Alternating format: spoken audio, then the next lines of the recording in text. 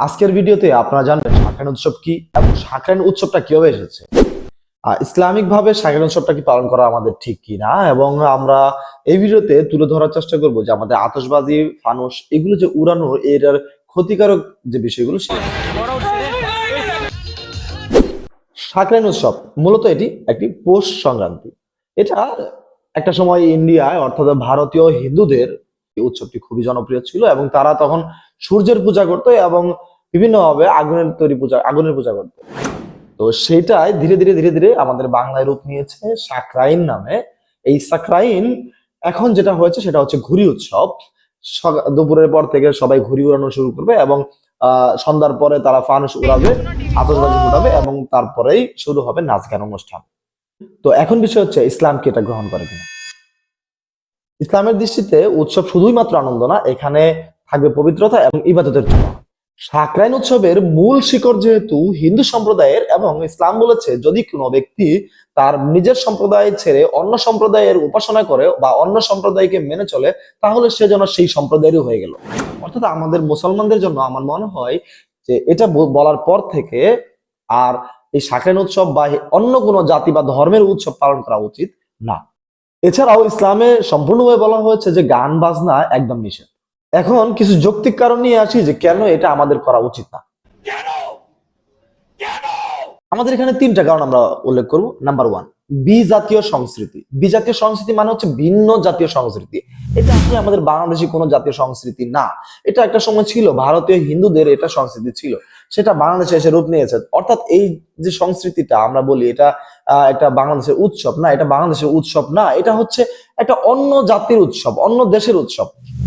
এরপর নাম্বার 2, সেটা হচ্ছে অপচয়।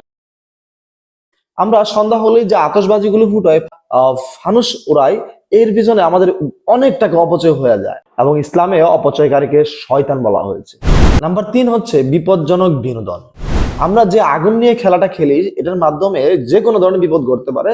আমরা জানি পুরান ঢাকায় অনেক সংখ্যক তার রয়েছে, যেখানে যদি কোনো ফানুস পড়ে যায় একটা তারের উপরে, তাহলে তার আশেপাশে সমস্ত জায়গায় পুরো ছারখার হয়ে যাবে। এর ফলে অনেক মানুষের স্বপ্ন পুরো ছাই হয়ে যাবে। এখন আসি আমরা এর ভয়ঙ্কর এবং ক্ষতিকর দিকগুলো কি কি। সত্যিকার অর্থে সাকরাইনের উৎসবের যে ভয়ঙ্কর বা ক্ষতিকর দিকগুলো, সেগুলো আমাদের কল্পনাকেও হার মানায়। নাম্বার 1, সেটা হচ্ছে অগ্নিসংযোগ। আপনি গত বছরগুলোতে যদি খবর নিয়ে দেখেন তাহলে অবশ্যই জানবেন যে এই সাকরাইন উৎসবের পরের দিন খবর বের হয়েছে যে বিভিন্ন জায়গায় অগ্নিসংযোগ ঘটেছে এবং অনেক মানুষের স্বপ্ন এই আগুনের সাথে পুরো ছাই হয়ে গেছে। নাম্বার 2 যেটা আসি সেটা হচ্ছে শব্দ দূষণ। উচ্চ স্বরে গান বাজনা যখন বাজানো হয়, মনে রাখবেন আপনাদের আশেপাশে কোনো একটা বিল্ডিং এ বা বাড়িতে বা বাসায় কোনো একটা অসুস্থ ব্যক্তি থাকতে পারে, বৃদ্ধ ব্যক্তি থাকতে পারে, স্ট্রোকের রোগী থাকতে পারে, ছোট ছোট বাচ্চারা থাকতে পারে, যারা এই শব্দ দূষণের ফলে অসুস্থ হয়ে যাবে বা যারা অসুস্থ আছে তারা আসলে মানে নিতে পারবে। দূষণের কারণে অনেক পশু পাখি মারা যায়। এরপর আসি নাম্বার 3, সেটা হচ্ছে পরিবেশ দূষণ। আমরা যে আতশবাজিগুলো ফুটাই, এখানে থাকে বিষাক্ত ধোঁয়া ও রাসায়নিক পদার্থ, যা পরিবেশের বাতাসকে করে তোলে আরো বেশি বিষাক্ত।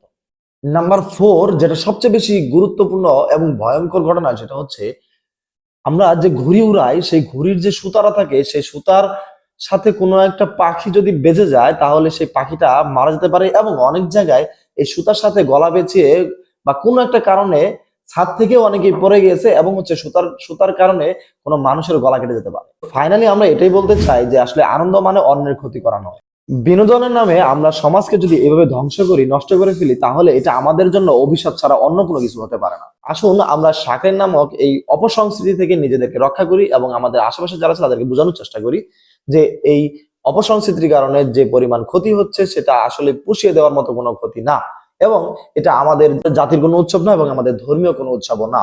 তাই আমরা এই বিজাতীয় সংস্কৃতিটাকে আমাদের ভিতরে লালন করতে পারি না। আমার এই ভিডিও থেকে যদি কারো একটু খারাপ লেগে থাকে তাহলে তার কাছে আমি আন্তরিকভাবে দুঃখিত।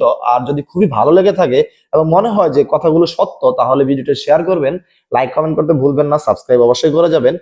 আপনার আশেপাশে যারা আছে তাদেরকে বোঝানোর চেষ্টা করবেন যে আমরা এই বিজাতীয় সংস্কৃতি থেকে দূরে থাকার চেষ্টা করব। ভালো থাকবেন, সুস্থ থাকবেন। আসসালামু আলাইকুম।